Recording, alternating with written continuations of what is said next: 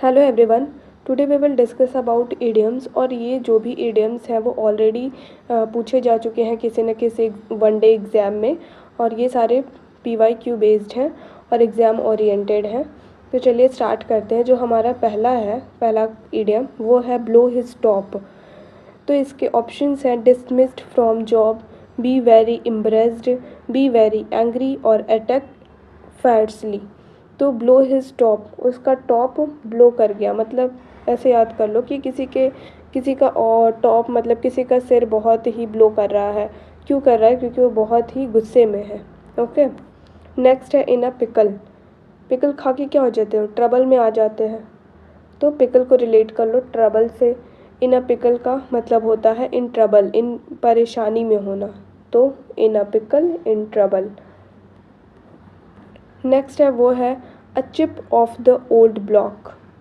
A chip off the old block, इसके options है reminds of the one's father, किसी को अपने पिता की याद आई, या फिर to reminds of one son, अपने बेटे की याद आई किसी को, to reminds of one son, same option है। ओ नेक्स्ट है रिमाइंड्स ऑफ प्रीवियस मेमोरी, पुरानी चीज़ों की को याद करना। तो इसका ऑप्शन होगा रिमाइंड्स ऑफ वंस फादर। तो कैसे याद रखेंगे कि जैसे मान लो कि पहले चिप लगाते थे ना हम सिम फ़ोन में, तो वैसे ही चीज़ों को आप देख रहे हो और आपके पापा, आपके किसी फैमिली मेम्बर या आपके फादर का इमेज देखा तो आपको उनकी याद आई, ऐसे रिलेट कर लो। नेक्स्ट है get the sack. Get the sack, इसके ऑप्शन है B dismissed, look for a sack and get a call back, find a sack. Get a sack का मतलब होता है बी डिसमिस्ड, किसी को डिसमिस कर देना। तो इसको कैसे याद रखेंगे? किसी पे आप शक करोगे, किसी के पे आप शक करोगे तो वो आपको डिसमिस कर देगा। ओके, आपको हटा देगा। तो गेट दिस सैक का मतलब होगा डिसमिस। नेक्स्ट है लूज फेस। इसके ऑप्शंस हैं feel angry, get injured, become embraced, feel surprise. गुस्सा हो जाना, घायल हो जाना, एम्ब्रेस और सरप्राइज हो जाना। तो लूज फेस मतलब बिकम एम्ब्रेस्ड, डिसअपॉइंटेड। आप लूज फेस मतलब मुंह लटकाए हुए हो। क्यों? क्योंकि आप बहुत ही हताश हो गए हो, डिसअपॉइंट हो गए हो, इसलिए आप दुखी हो, इम्प्रेस्ड हो, बेइज्जती कर दी किसी ने। इन सब चीज़ों से रिलेट करके लूज फेस का मतलब होता है बिकम इम्प्रेस्ड या फिर डिसअपॉइंटेड।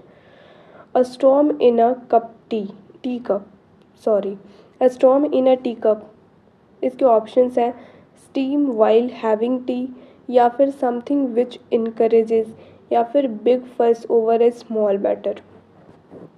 तो अ storm in a cup T का ऑप्शन होगा बिग फस ओवर ए स्मॉल मैटर, मतलब कि बहुत ही छोटी बात को बहुत ही ज़्यादा बड़े तरीके में ले लेना, बहुत ही बढ़ा चढ़ा के उस पर सीरियस हो जाना छोटे से मैटर पे। तो एक चाय के कप में स्टॉर्म मतलब मान लो तूफ़ान, एक चाय के कप में तूफ़ान थोड़ी आएगा। तो इतनी छोटी सी चीज़ में इतने बड़े चीज़ों को मतलब छोटी सी चीज़ को इतने बड़े चीज़ से रिलेट करना तुच्छ चीज़ है और उस पर आप बहुत ही बड़ी बहस करने लगते हो, ऐसी। इसका आंसर यही होगा बिग फस ओवर ए स्मॉल थिंग। नेक्स्ट है जो हमारा वो है ऑड एंड एंड्स। इसके ऑप्शन है various item of different types and if little value, interesting endings, often mistaken and very strange. तो ऑड्स एंड एंड्स, इसका ऑप्शन होगा 1, various item of different types and if little value. Okay, बहुत ही ढेर सारी चीज़ें हैं but उनकी value बहुत ही कम है। तो जैसे मान लो कि आप किसी के यहाँ खाने जाते हो और लास्ट में क्या होता है कि आपको कुछ खाने के लिए दिया जाता है, ढेर सारी चीज़ें प्लेट में रख दी जाती हैं, खूब सारी चीज़ें रख दी गई आपके प्लेट में लास्ट में सजा करके। ओके, बट आपको कोई भी चीज़ अच्छी नहीं लगती है, उसकी वैल्यू बहुत ही कम है, वो उतनी अच्छी नहीं है कि कोई भी उसको पसंद करता है, सबने छोड़ दिया। तो बहुत ही ऑड लगा लास्ट में उनका ये बहुत सारी चीज़ें दे देना जिसकी वैल्यू ही नहीं है, ये आपको ऑड लगा जो उन्होंने एंड में दिया किसी भी फंक्शन में आप गए हो तो। नेक्स्ट है a black sheep. A black sheep, इसका आंसर, इसके ऑप्शंस हैं one who takes no share in profit, an ugly person, यहाँ एन होगा, an ugly person, an unlucky person, और someone who is a disgrace to the rest of the group. Black sheep, ये सबको पता होना चाहिए क्योंकि ये बहुत ही बेसिक सा इडियम है, सबको आना भी चाहिए।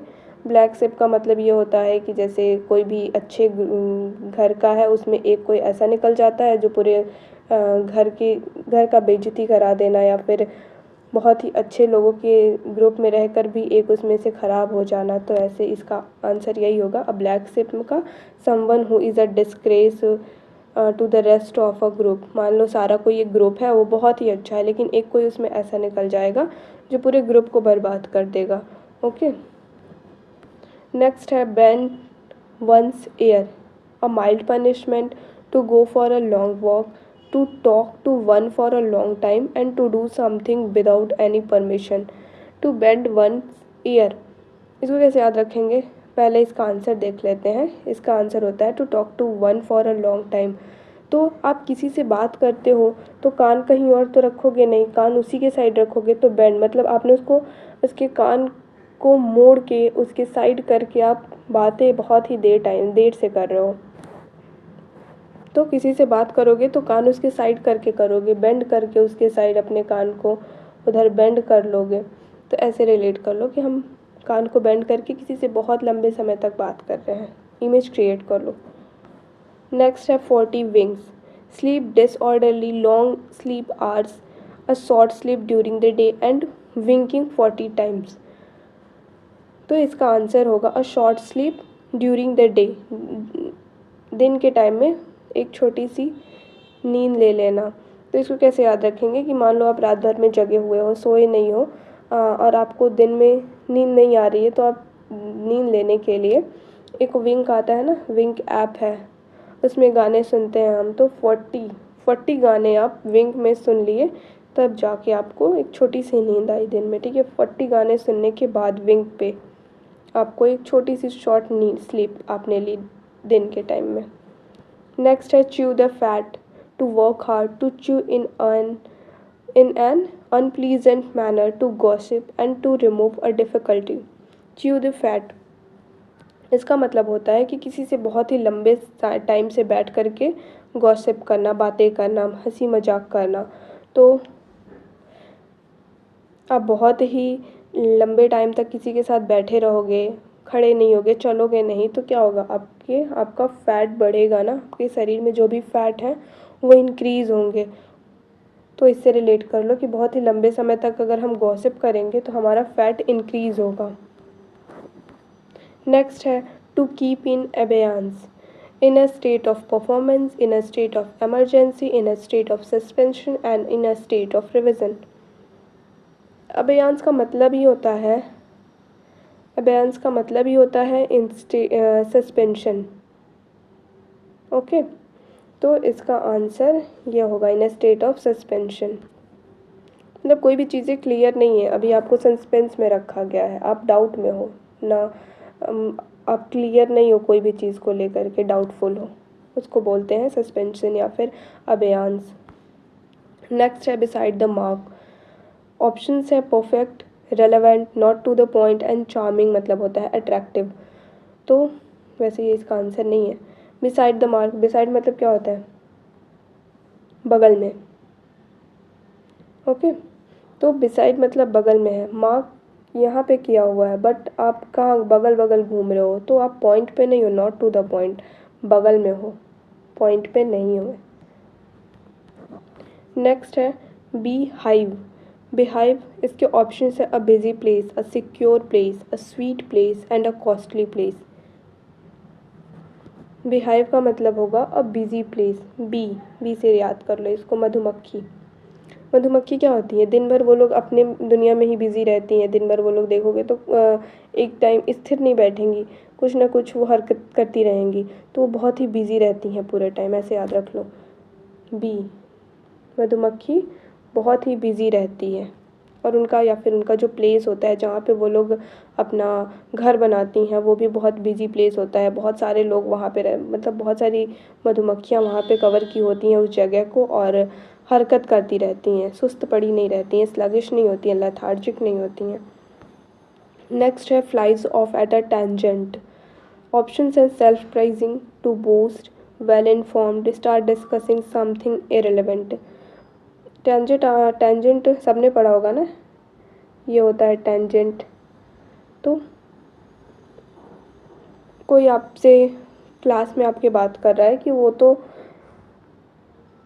यहाँ टेंजेंट पे से उड़ गया, ऐसे ही, तो ये इरेलीवेंट बात है ना, इस पे क्या डिस्कस करना है। अरे कौन था जो उड़ गया, फ्लाइज, तो आपको कोई बता रहा है कि यहाँ टेंजेंट पे कोई बैठा था वो उड़ गया, तो आप बोलते हो क्या इरेलीवेंट बात है डिस्कस कर रहे हो, ये तो डिस्कशन के लायक ही नहीं है। तो इसका आंसर होगा start discussing something irrelevant, tangent से उड़ गया, ये कैसी बात होती है। नेक्स्ट है make mountain out of mall hill, over excited, underestimate, get emotional and exaggerate something. ये होता है ना राई का पहाड़ बनाना, वही है इसका मतलब। तो किसी भी चीज़ को बढ़ा चढ़ा के बोलना, एग्जैजरेट मतलब होता है बहुत ही बढ़ा चढ़ा के किसी चीज़ को कहना। तो राई का पहाड़ बनाना, माउंटेन भी है इसमें, मोल हिल छोटे सी जो पहाड़ियाँ होती हैं। The salt of the earth, very good and honest, neat and clean, to support someone and to expect something in return। Salt से रिलेट कर लो ना, ऐसा हम बोलते हैं ना सबको कि तुम नमक नमक मतलब तुमने मेरा नमक खाया, तुम मेरे लिए ईमानदार रहना, ऐसा कुछ सब बोलते हैं ना। तो सॉल्ट ऑफ द अर्थ, तो very honest and good. Next है वो है बोन टू पिक। ये बोन वाले इडियम्स जो है ना, ये सबको पता होंगे। बोन ऑफ कंटेंशन, तो इसके ऑप्शंस हैं appear suddenly, reject and to accept readily, cause of quarrel, झगड़े की जड़, झगड़े का कारण। Bone of contention, bone to pick, maximum bones वाले जो भी इडियम्स होंगे ना वो कॉज ऑफ डिस्प्यूट ही होंगे, cause of dispute, cause of quarrel. Okay, next है whiter than white, completely foolish, completely blank, completely honest and customary। Whiter than white, कोई भी चीज़ को हम अगर ब्लैक रेड में, रेड को रेड मानते हैं तो रेड का मतलब हम लोग ये कहते हैं ना सैड है या फिर वो फेक है, डिसऑनेस्ट रिलेट करते हैं। और वाइट को हम बहुत ही ज़्यादा ऑनेस्ट रिलेट करते हैं ना, शांति, ऑनेस्ट, अच्छाई। तो वो वाइटर देन वाइट है, मतलब वो बहुत ही कंप्लीट ऑनेस्ट है, बहुत ऑनेस्ट है। या फिर जो हमारी गाय माता होती हैं वो भी बहुत ऑनेस्ट होती हैं हमारे लिए, ऐसे भी याद कर लो। नेक्स्ट है द रॉयल रोड, रॉयल लग रहा है ना ये रोड, तो रॉयल रोड कितना अच्छा लगेगा इस पे जाने में, और कितना ट्रैफिक जैम वगैरह भी नहीं, एकदम आराम से हम जाएंगे, एकदम कोई प्रॉब्लम नहीं होगी, ना हमें रुकना पड़ेगा, ना हमें हॉर्न सुनाई देगा, एकदम आराम से जाएंगे। तो an easy way, royal road है। या फिर ऐसे भी रिलेट कर लो, कोई भी रॉयल मतलब होता है लग्जरियस या फिर राजाओं से रिलेटेड। तो कोई भी चीज़ अगर रॉयल है ना तो वो डिफ़िकल्ट तो नहीं हो सकती है, उनकी ज़िंदगी तो बहुत अच्छी होती है, वो रॉयल में रहते हैं, वो उनको खाने की दिक्कत नहीं होती है, उनको जो भी चाहिए तुरंत मिल जाता है। तो उनकी लाइफस्टाइल हमारे से बहुत ही ईजी होती है, ऐसे रिलेट कर लो। वैसे होती नहीं है, सबके अपने अपने प्रॉब्लम्स होते हैं। तो रॉयल रोड का an easy way. Okay okay, ये 20 इडियम्स थे जो कि अभी कंप्लीट हो गए हैं। आगे भी हम इडियम्स की सीरीज़ लाएंगे और कोशिश करेंगे कि जितने भी प्रीवियस ईयर इडियम्स हैं उनको कवर करें। ऑल एग्ज़ाम, मेनली एसएससी जो भी वनडे एग्ज़ाम है, कॉम्पिटिटिव एग्ज़ाम है, उसको कवर करेंगे। और आपको अगर डाउट हो तो आप चेक कर सकते हो, ये सारे प्रीवियस ईयर ही हैं, किसी न किसी एग्ज़ाम में पूछे गए हैं और ये सारे इम्पॉर्टेंट भी हैं, इसलिए हमने यहाँ पे डिस्कस किया है। और इसमें जो भी निमोनिक हमें समझ में आया है, जो चीज़ों को रिलेट करा सकते हैं उसको रिलेट करा सकते हैं। वैसे तो पहले अगर हम देखें 1-2 साल पहले तो इडियम्स ऐसे आते थे कि उनको अगर हम एक बार पढ़े भी ना रहे, बस एक बार हमारी नज़रों से होकर गुजर जाएगा तो हम ऑप्शन को एलिमिनेट, क्योंकि ऑप्शंस जो 4 दिए होते थे ना उनमें से ऐसे ऑप्शंस भी लास्ट में रहते थे।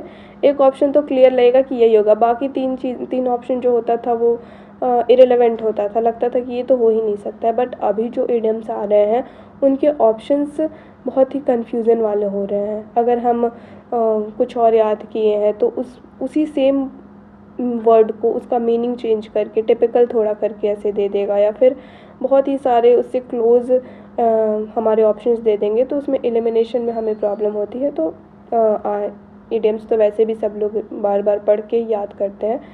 हालांकि जहाँ जहाँ अगर हम निमोनिक लगा पाते हैं वहाँ पे लगाते हैं, चीज़ों को याद करते हैं। ठीक है।